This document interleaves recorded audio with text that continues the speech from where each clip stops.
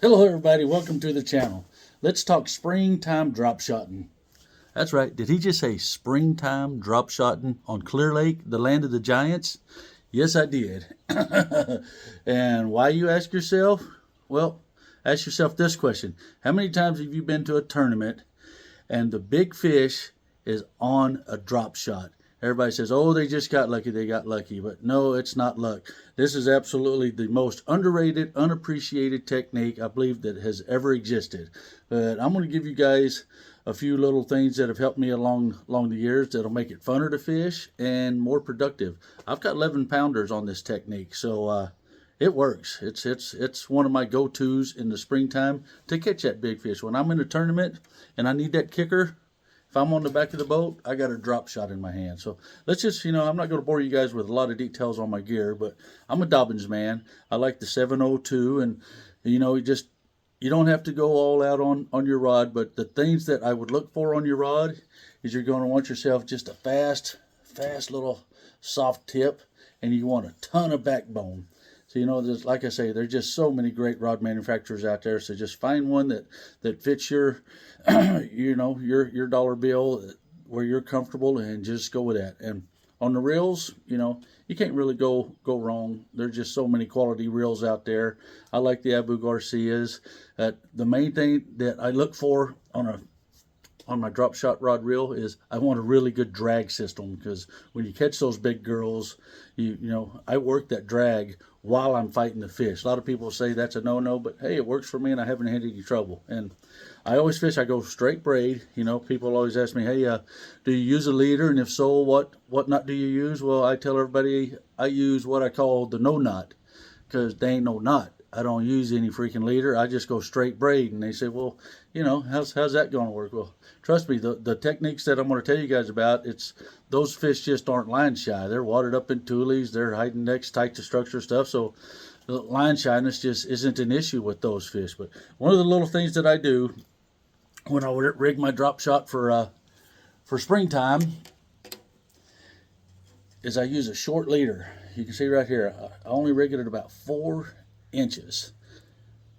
And I always use the lightest weight possible. And I just think, it makes less noise. It's a quieter, simpler little presentation. And the part that you guys aren't going to believe is the size hook that I use. This bad boy right here is deadly. And you would think you couldn't keep a freaking bluegill or a crappie on it. But I assure you, these are the same exact hooks. I've gotten an 11 pounder into the boat. And one of the little things that I do is I always Texas rig the worm. But it's such a small hook that I don't go through the middle of the worm. I just give it a nice little skin hook on the side of it. Just right on the side of that bait, I just skin hook it. So that whole hook is exposed. So when they bite it, boom, they basically got themselves. You don't have to hook set with drop shot. I see guys just raring back on it, and I've just never quite understood that. You don't have to do that when you drop shot. Just when you feel that little bite, I call it the 5-pound tick. You'll have it up under there, and you'll just feel that little tick.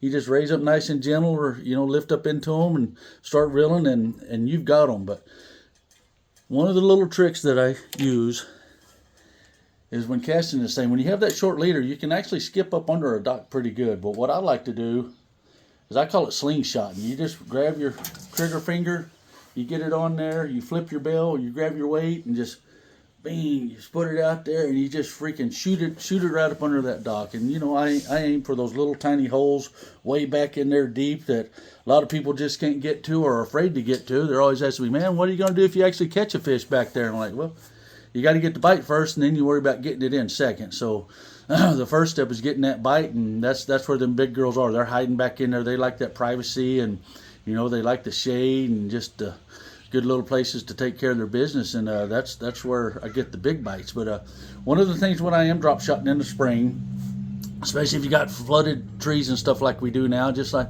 man, get back there in it. Just act like you're flipping. Go flipping, basically, with your drop shot rod. Flip those holes. You don't have to see a bed to flip in there on you. Just those high percentage spots. You guys know what I'm talking about. The black spots, the little pockets in your toolies, the points, the base of that tree way back up in there. I mean, get back there and get you some work done. But You know, this, just think about it, this drop shot. When Thanksgiving Day, you're just pigged out and you're stuffed to the gills and you're sitting there on the recliner and there's no way you could eat another bite. But if the wife comes out there with a handful of M&Ms and hands you an M&M, you're going to eat that M&M. And to me, that's what that drop shot represents. Those big girls, they just can't resist that little morsel in their face. But you know, don't be afraid to get that drop shot on your deck in the springtime. Leave your ego at home and put the right tools on the deck to get the job done. And I guarantee you, a drop shot is one of the tools that will get it done. Get out there and just fan cast the flats. Get up there and like I said, flip those high percentage holes and stuff and drag it on the outside weed lines. There's just so many different ways that you can fish this drop shot, and I assure you, more than likely you will be rewarded with a big bass. So anyway, I'm hoping that helps you guys out. You got any questions, put them down in the comments. I'll do my best to get back to you. Oh, the baits, let me cover that. Clearwater, I love the Aaron's. You know, I go with the Morning Dawns. I'm a big fan of all the, you know, the Aaron Martin madness, magic, and just all that. But hey, if darker water, I'll go with a Margarita Mutilator. Clear water, I go with a Morning Dawn. That's pretty much the two baits that I use on the drop shot. And anybody that knows me, you guys know I've had a ton of success with the drop shot, and everybody makes fun of me because I'm 6'4", 280 pounds, and I love fishing a drop shot. So hey, don't be afraid to be the guy winning the big fish trophy. Get a drop shot in your hand and go get it done. Peace out.